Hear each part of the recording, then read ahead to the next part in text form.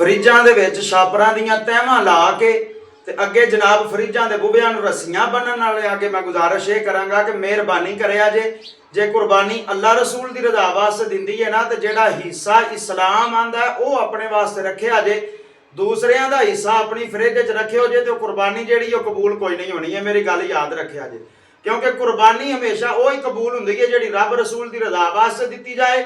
ਔਰ ਜਿਵੇਂ ਇਸਲਾਮ ਨੇ ਦੱਸਿਆ ਨਾ ਕਿ 3 ਹਿੱਸੇ ਕਰਿਆ ਜੇ, ਇੱਕ ਰਿਸ਼ਤੇਦਾਰਾਂ ਵਾਸਤੇ, ਇੱਕ ਗਰੀਬਾਂ ਵਾਸਤੇ ਤੇ ਇੱਕ ਆਪਣੇ ਘਰ ਵਾਲਿਆਂ ਵਾਸਤੇ ਰੱਖਿਆ ਜੇ, ਠੀਕ ਹੈ। ਤੇ ਹਿੱਸੇ ਵੀ ਬਰਾਬਰ ਦੇ ਹੋਣੇ ਚਾਹੀਦੇ ਨੇ। ਇਹ ਨਹੀਂ ਹੋਣਾ ਚਾਹੀਦਾ ਕਿ ਜਨਾਬ ਚੰਗਾ ਜਿਹੜਾ ਉਹ ਆਪਣੇ ਘਰ ਵਾਲੇ ਹਿੱਸੇ ਵਿੱਚ ਰੱਖ ਲਓ, ਉਹਦੇ ਤੋਂ ਥਰਡ ਨੰਬਰ ਤੇ ਜਿਹੜਾ ਉਹ ਜਨਾਬ ਰਿਸ਼ਤੇਦਾਰਾਂ ਨੂੰ ਦੇ ਦਿਓ, ਤੇ ਜਿਹੜਾ 3 ਨੰਬਰ ਤੇ ਥਰਡ ਕੁਆਲਿਟੀ ਦਾ ਉਹ ਜਨਾਬ ਮਾੜਿਆਂ ਬੰਦਿਆਂ ਨੂੰ ਘੱਲ ਦਿਓ। ਬਰਾਬਰ ਦੀ ਬੋਟੀ ਹੋਣੀ ਚਾਹੀਦੀ ਹੈ ਤੇ ਹਰ ਚੀਜ਼ ਜਿਹੜੀ ਹੈ ਯਕਸਾਂ ਹੋਣੀ ਚਾਹੀਦੀ ਹੈ ਔਰ ਵਜ਼ਨ ਜਿਹੜਾ ਉਹ ਵੀ ਬਰਾਬਰ ਹੋਣਾ ਚਾਹੀਦਾ।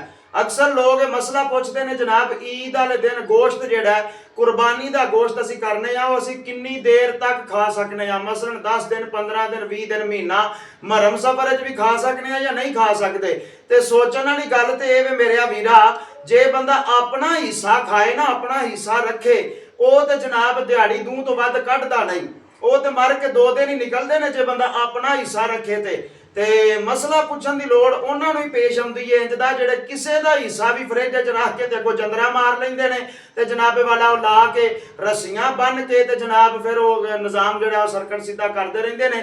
ਬਾਕੀ ਗੱਲ ਇਹ ਹੈ ਕਿ ਜੇ ਆਪਣਾ ਹਿੱਸਾ ਰੱਖਿਆ ਜੇ ਤੇ ਉਹ ਭਾਵੇਂ ਤੁਸੀਂ ਸਾਰਾ ਸਾਲ ਵੀ ਖਾਂਦੇ ਰਹੋ ਲੇਕਿਨ ਹਰਜ ਕੋ ਨਹੀਂ ਹੈਗਾ। ਲੇਕਿਨ ਗੱਲ ਫਿਰ ਉਹ ਹੀ ਹੈ ਕਿ ਜਿਹੜਾ ਆਪਣਾ ਰੱਖਿਆ ਹੁੰਦਾ ਨਾ ਤੀਸਰਾ ਹਿੱਸਾ, ਉਹ ਮਰ ਕੇ ਈਦ ਦੇ 2 ਦਿਨ ਹੀ ਲੰਘਦੇ ਨੇ। ਸੋ ਲਿਹਾਜ਼ਾ ਗੁਜ਼ਾਰਿਸ਼ ਇਹ ਵੇ ਕਿ ਮਾੜਿਆਂ ਬੰਦਿਆਂ ਦਾ ਵੀ ਧਿਆਨ ਰੱਖਿਆ ਜੇ। ਉਹ ਨਾ ਹੋਵੇ ਕਿ ਈਦ ਦਾ ਦਿਨ ਹੋਵੇ ਤੇ ਮਾੜੇ ਬੰਦੇ ਜਨਾਬੇ ਵਾਲਾ ਦੁਕਾਨਾਂ ਤੋਂ ਕੋਈ ਦਾਲ ਖਰੀਦਦਾ ਹੋਵੇ, ਕੋਈ ਜਨਾਬੇ ਵਾਲਾ ਕੋਈ ਕਿਸੇ ਕਿਸਮ ਦੇ ਮਾਮਲਾਤ ਹੋਣ ਤੇ ਆਖਰ ਉਹਨਾਂ ਦੇ ਵੀ ਬੱਚੇ ਨੇ, ਉਹਨਾਂ ਨੂੰ ਵੀ ਜ਼ਾਹਰੀ ਬਾਤ ਹੈ ਕੋਈ ਇਸ ਤਰ੍ਹਾਂ ਦਾ ਹਿੱਸਾ ਜਿਹੜਾ ਉਹ ਪਹੁੰਚਣਾ ਚਾਹੀਦਾ, ਕਿਉਂਕਿ ਇਸਲਾਮ ਨੇ ਉਹਨਾਂ ਦਾ ਹਿੱਸਾ ਵਿੱਚ ਰੱਖਿਆ। ਤੇ ਮੂੰਹਾਂ ਨੂੰ ਮਲਾਜੇ ਤੇ ਸਿਰਾਂ ਨੂੰ ਸਲਾਮ ਜਿਹੜਾ ਉਹ ਨਹੀਂ ਹੋਣਾ ਚਾਹੀਦਾ।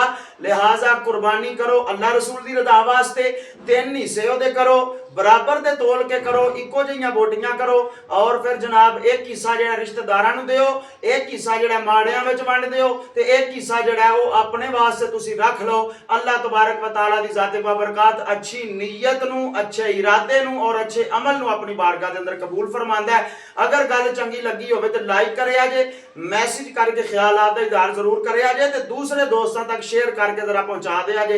मेहरबानी, अल्लाह पाक तुहानू खुश रखे। अस्सलामु अलैकुम व रहमतुल्लाह।